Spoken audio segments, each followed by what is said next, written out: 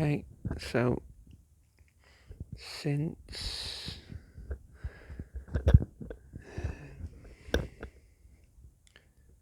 1812, so this,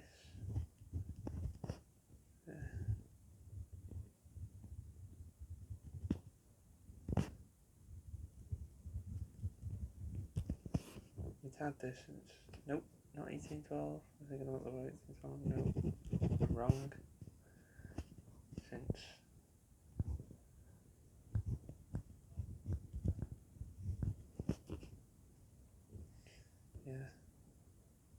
1213, yeah, so since the early 1700s you've had steam engines, static steam engines, SSEs, so to pump water out of the mines, and then you had in the Great Stink in London to also installed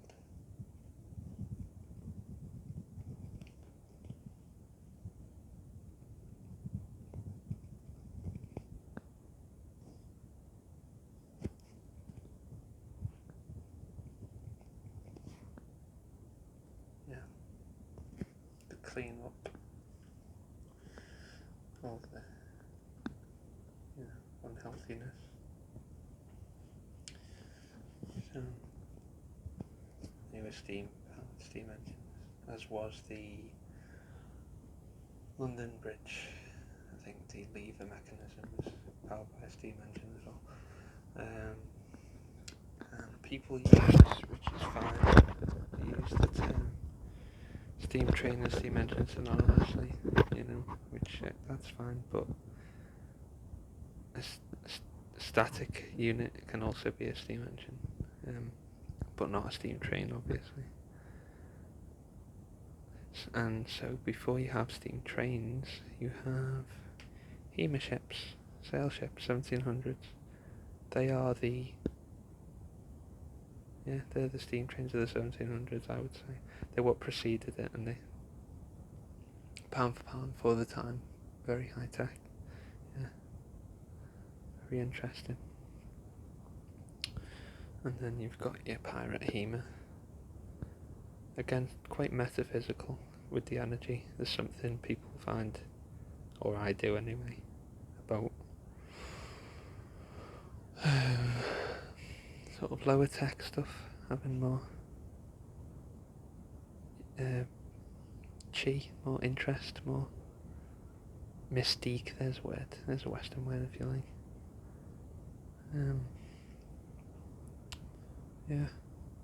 So before you had your steam trains, you had steam ships and your canal boats.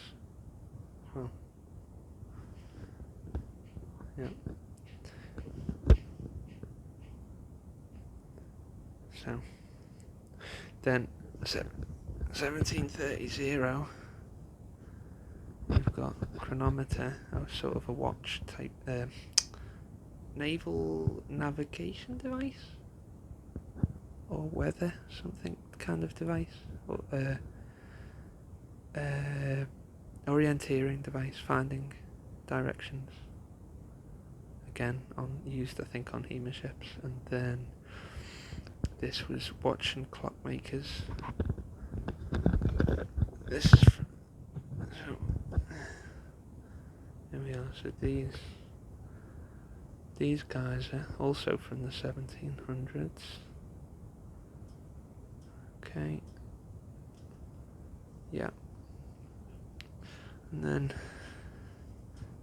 they were kind of an early form of this, really. And I'll have to look. I had a book about who came up with this. I've forgotten the name. Yeah.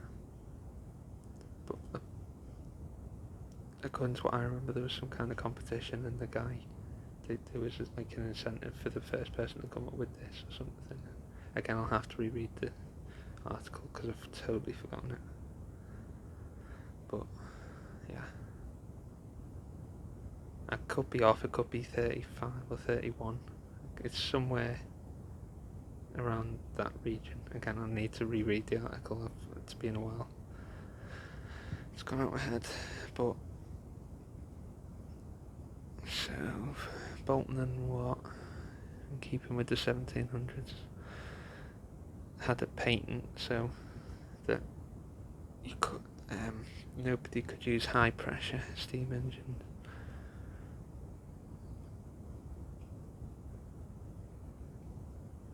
Until the patent ran out, which was at the turn of the 19th century, so very early on. So like, again, I'll have to reread the essay on it because I don't know. It's early. It's very early somewhere there. The patent runs out and then people can create. And Trevithick creates the first steam train. Cornish, yeah, Trevithick wasn't there. So if there was someone else that did it, then there was. That's fine. But as far as I'm aware, yeah, we'll never know yet because we don't have the technology to do the time travel yet. But well, maybe we do. But I don't. It's not publicly available. But I mean, so you've got turn of the century, and then well, it just brought me on thinking about that Napoleon's North Africa campaign, 1700s again, and he stays in the pyramid for a night or a couple of nights. I don't know. There's lots of this energy going on there, lots of chi energy, and I mean sort of in like Western chi, like just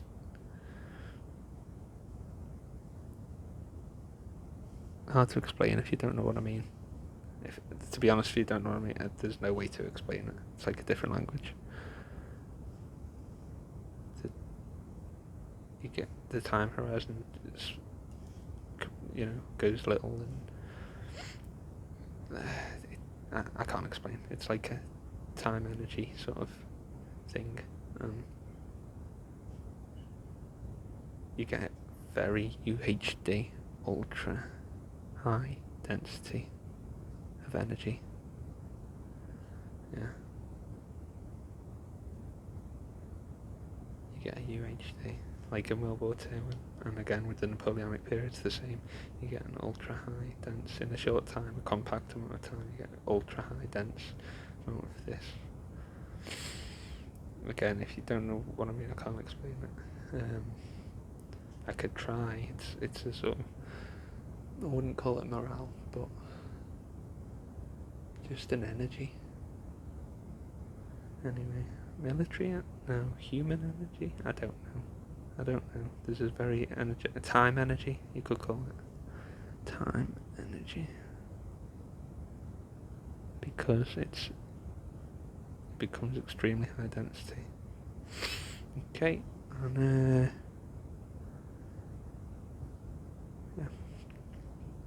and then you can have low density over a long amount of time, like 100 years, 90 years, 150.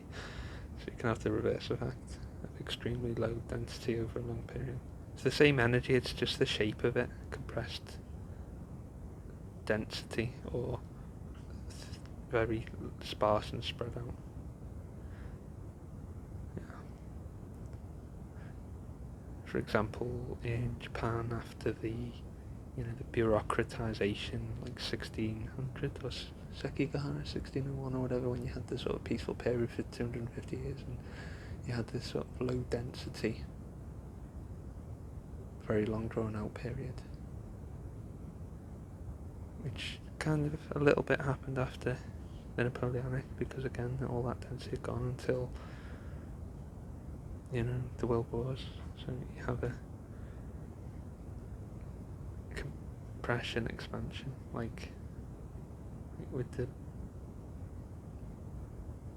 big bang and crunch theories, kind of, in astronomy, or whatever. I'm not an astronomer, but I'm just thinking you have a compression and then a relaxation of density. So, yeah. And, what else have we got? Right. This is something I'm getting into. Again, nowhere near an expert level, barely even a white belt level, if that. But these HEMA can start in this sort of region, sort of late Middle Ages, and then so the thing is, when do they end? Because by this time, could be 1880, could be 85, could be 90. Somewhere here is when you have the sort of thin-nosed, sort of almost World War One style, proto-World War One style things, which are not like true classical cannons anymore. So when does the HEMA cannon go? So ML, mid-late, somewhere there again. So, and I'm gonna, people can tell me, because I don't know. Anyone who's knowledgeable on it. So it starts somewhere there, and it stops somewhere there. So in the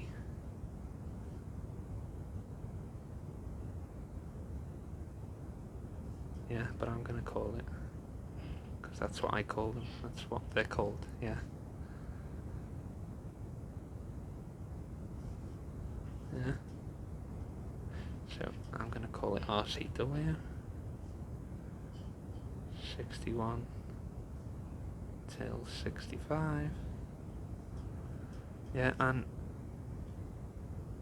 they have like proper HEMA cannons, like cannons, big, so whether they were using Napoleon style ones, I don't know. And this brings me on to these, which are proto, or water you could call them.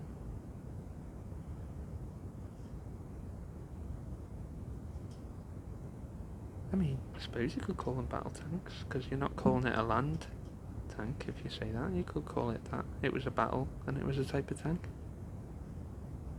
Yeah, I don't see anything wrong with that nomenclature, so.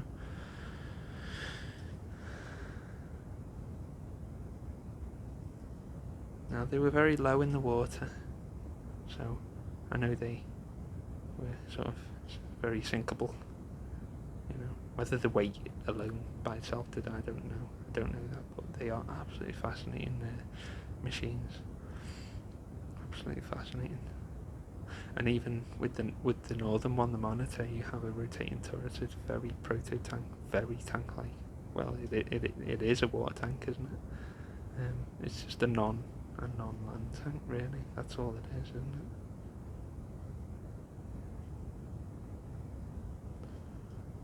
That's all it is. And yeah, they were powered by steam engines as well, I would say. Yeah, very sort of industrial, very again, very proto World War technology, very proto style. Even in '64, the trenches, really, just horrible stuff, but very proto WW, proto,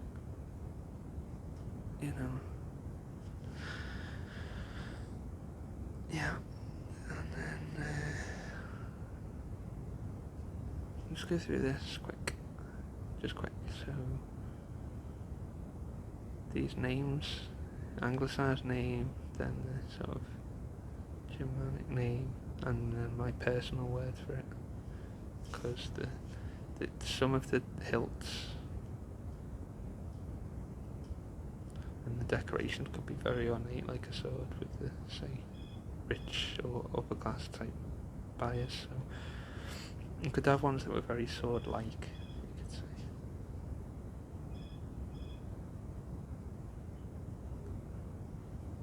see. You could call it a machete, you could call it a short sword, but the blade could be up to... At the high end, I think it was 25, 26 inches. So, pretty much a sword, yeah. There are cutlasses that are that length. Even cutlasses from the Napoleonic and... Yeah, so... Very much, and then you've got, your reverse blades, so where it comes forward, and then your hilt with your... where the blade is wider than the grip, so that these corners act as stoppers. Yeah.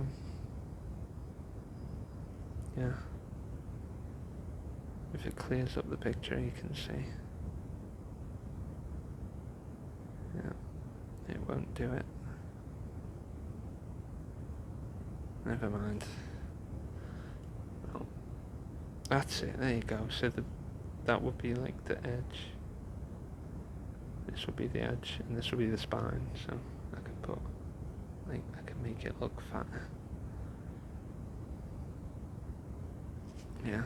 So that would be the spine, and that would be the edge. Yeah. So like a reverse hatchet, basically. Reverse hatchet point. Yeah, and then there's loads. There's the broken back, but single, and there's some with false edges where you can do with things, your false edge techniques. But yeah, some of them could be like a sword, and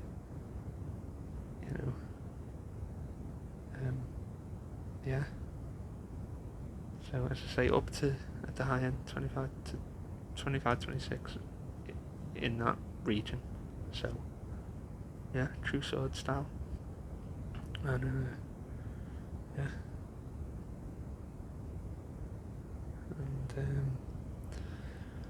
And so we'll move on to this for a minute. So with this, with the mains, the leaf style, so sometimes the mains is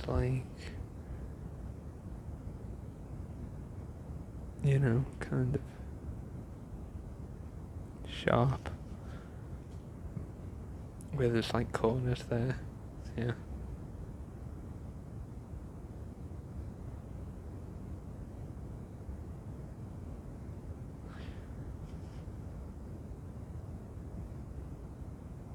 So yeah, with the corners being sharp, I don't know that it cuts as well, although the angle maybe possibly can, I don't know. But so I'm proposing that a sub style, if the picture clears up, if it ever will, there we go. No, it's still a bit blurry, isn't it? I'm proposing that a sub style of the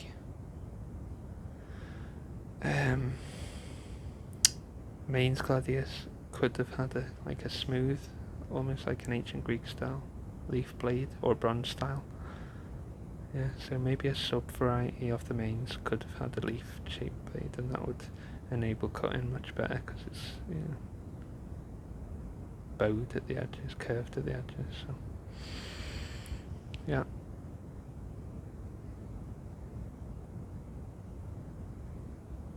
There you go. You see better now with the corner. Yeah. So that's all that stuff. Do more on sort of steam engines. That's a good one. Very versatile in certain situations. Yeah. So quickly this one. So what this means is that you've got one sword but a million varieties. So you could have the Parazonium with the eagle head pommel. You can have zillions. You can have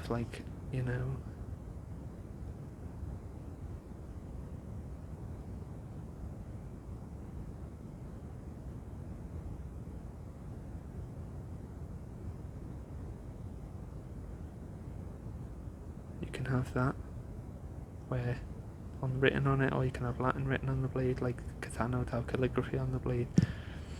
So there's lots of links there, and also it was the sort of one sword of the Empire and of the soldiers and the gladiators. So it was the sort of one sword thing, sort of Zen thing. So you can have hilt types and all sorts of types.